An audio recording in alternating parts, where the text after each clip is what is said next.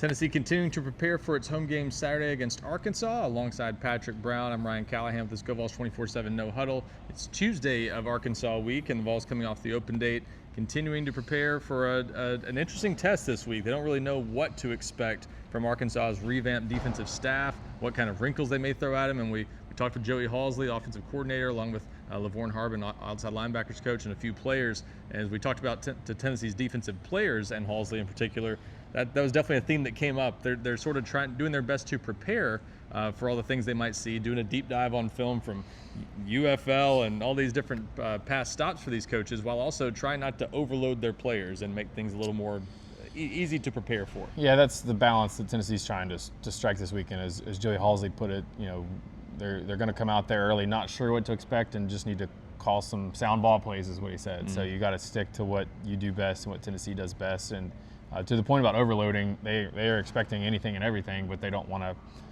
prepare Tennessee's players for 9 defenses. The thing that we continue to hear, and Star Thomas I think brought this up, is Arkansas play a lot of 3 down front with some 3 safeties. I think Braylon Staley yesterday said it was 2-star. Mm-hmm. Anyways, the defense that Tennessee saw last season, they're very cognizant of the fact that it gave them some issues. So that's what kind of they're preparing for.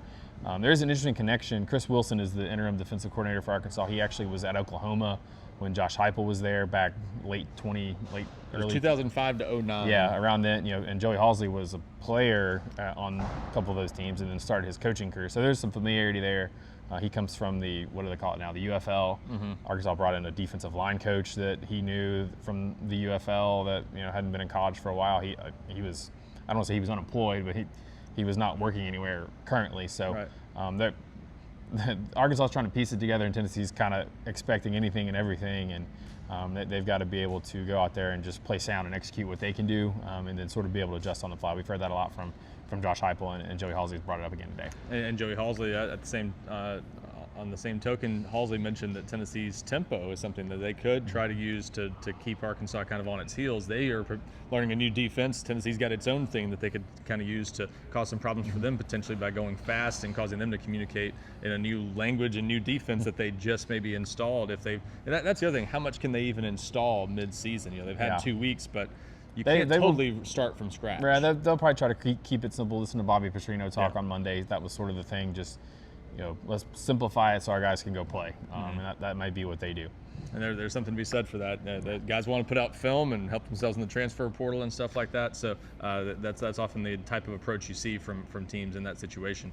Also, plenty of talk about what Tennessee can do better on its end. Coming out of the open date, Joey Halzle said, "Hey, Tennessee's averaging more than 50 points a game, but there's still some things they can improve in."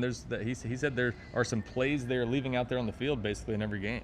Yeah, he said that finishing drives is the main thing, and he kind of pointed to the Mississippi State game where the first drive they get down there, Braylon Staley can't make the play on 3rd down.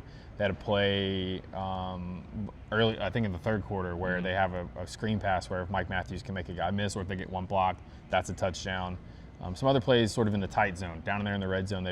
That was sort of the emphasis there, because if you don't score there or you score 3, you're leaving points, and if those happen early in the game, you don't maybe get the separation that you could have otherwise. And so, they're not focused on the points that they are scoring. They're focused on the points that they're not scoring and leaving out there. And so minimizing opportunities was the way that Halzle phrased it. And he talked about that with the run game too. I asked him about, what are you guys trying to look at as an offense to get better? You asked about the run game.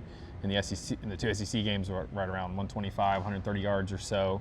A little bit lower than what we've become accustomed to seeing, but they're also throwing it for over 300 yards. But he did say that the run game is leaving some yards out there, and that's not all on the running backs. Star Thomas did say he felt like sometimes the running backs were maybe trying to do too much. I wonder if that's related to the fact they're trying to play 3 of them. So when Deshaun Bishop, Star Thomas, Peyton Lewis, they get in the game, they know that they might be not in the next 2 series, so they're trying to make the most of their opportunities and trying to do too much. So we'll have to see if they get that going this week, but that's certainly something that they pointed to today. Halzle also mentioned some teams kind of defending them differently, maybe because of what they've done in the past. The reason they're getting so much one-on-one with Matthews and Chris Brazzell and Braylon Staley is because teams are playing a little differently because Tennessee's run the ball so well the last 2 years. Dylan Sampson tore up a lot of defenses last year. On the defensive side, Tennessee having some success at the edge rusher position. They're actually, second in the country in sacks, I think, even after the open date. And Chop Harbin talked about that. We were hoping to talk with Josh Josephs. He did not get to talk with us after today's practice, but definitely an exciting group there with Joseph starting to produce more on the sack total, and then Caleb Harrington 3.5 sacks through 5 games. Jordan Ross only a half sack, but starting to show some flashes there. Harbin seemed pretty excited about what he's got in that position group. Yeah, he said, he and Josh Josephs both would say that Josephs has not played as, there's still some stuff out there, and that's part of the mindset of a coach and a competitor, is that you can always do more and produce more and improve. But I think Josephs has responded to the offseason emphasis on his pass rush. I think you've seen that, 4 sacks. Caleb Herring has popped up too in a couple of games. I think all his sacks are in the 2 SEC games. And Chop was interestingly saying that Jordan Ross is playing as good as any of them, just doesn't have the stats to show it, and just playing really hard. I think Ross can be a little bit more, have a little bit more awareness. Yeah. He's creating a lot of havoc, but maybe not finishing as much. So. But he expects that to change and for Ross to make more plays that show up on the stat sheet. But he really likes those 3 guys, and Tennessee's got 20 sacks through 3 games. And that's, if this defense is not able to lock up teams as much as it was last season, another way you can still be a pretty good defense is get a lot of sacks, a lot of tackles for loss and turnovers. And Tennessee's been able to do that in a couple of their games this season. And a big challenge for Tennessee's defense this week going against Taylen Green, a dynamic quarterback that Harbin compared to Michael Vick. And his players are probably Vince Young. He said he was a longer Vince Young. I'm like, Vince Young was pretty tall. I mean, he was. Real, long legs, strider, that kind of thing. His players would probably be more. Are we to the point where Vince Young and old Mike Vick are outdating there. some of the current players who would probably say Lamar Jackson's probably the one? But yeah, they've got to contain him as a runner. And Chop was saying that that's really on the defensive line and the linebackers to keep their eyes on him and contain him. And he said they don't need anybody to be Superman. You just need to do your job and execute. Obviously, you've got to get pressure on him and get him uncomfortable and get him on the move. But you don't want to give him free lanes where he can take off into a bunch of open space, because if he gets in a bunch of open space, it could be a 50, 60-yard touchdown. He's that dynamic. So they're very cognizant of that. They're very aware of it. They played Arkansas last year.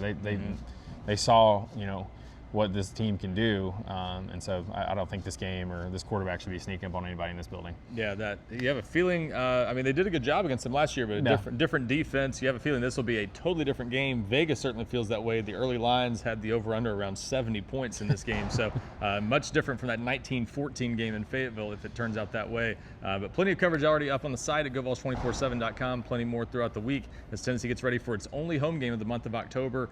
Go check all that out at GoVols247.com. For Patrick Brown, I'm Ryan Callahan.